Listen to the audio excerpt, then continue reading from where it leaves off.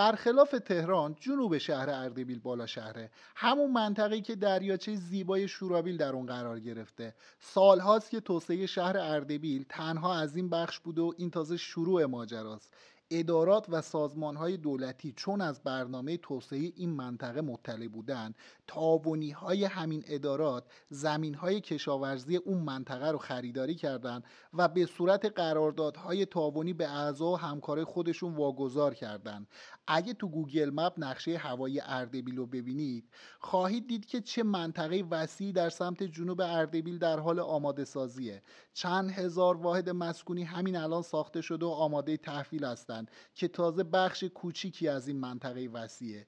بزرگترین بیمارستان خاورمیانه با بیش از 1000 تخت در حال احداثه. آقای انصاری، مالک و سازنده ایران مال هم که به تازگی تصمیم گرفتن در این منطقه سرمایه‌گذاری کلان داشته باشند و این منطقه به سرعت در حال رشد و توسعه است. هر کدوم از مواردی که خدمتتون عرض کردم و میتونید توی گوگل سرچ بکنید و صحتش رو استعلام بکنید یا تصاویر ماهواره منطقه رو به صورت آنلاین توی گوگل ببینید.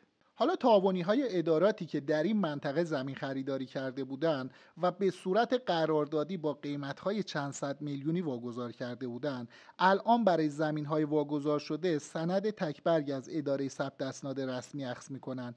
زمین‌ها معمولاً با متراژ 160، 180 و 200 متری واگذار شدن و کاربریشون فعلا کشاورزیه، یعنی کمیسیون ماده 5 و تغییر کاربری فعلا انجام نشده که اگه این اتفاق به زودی بیفته قیمت هر قطعه بیش از 1 میلیارد خواهد شد.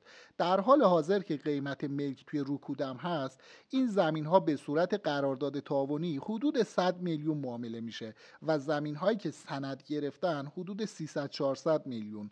دقیقاً همین زمین ها با سند تکبرگ قطعی به متراژ 200 متر رو ما به شما تقدیم میکنیم فقط به قیمت 100 میلیون. یک فرصت بی‌نظیره که تعاونی بیش از 50 تا اداره دولتی و بخش خصوصی تو اون سرمایه گذاری کردن و پیش خرید کردن.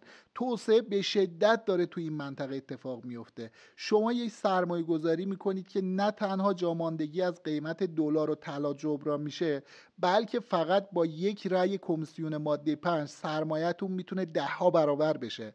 اصلا در بدترین حالت که هیچ توسعه و اتفاقی هم نیفته، شما مالک قطعی 200 متر زمین با سند تکبرگ میشید که ارزونتر از 200 متر موکت براتون تموم شده.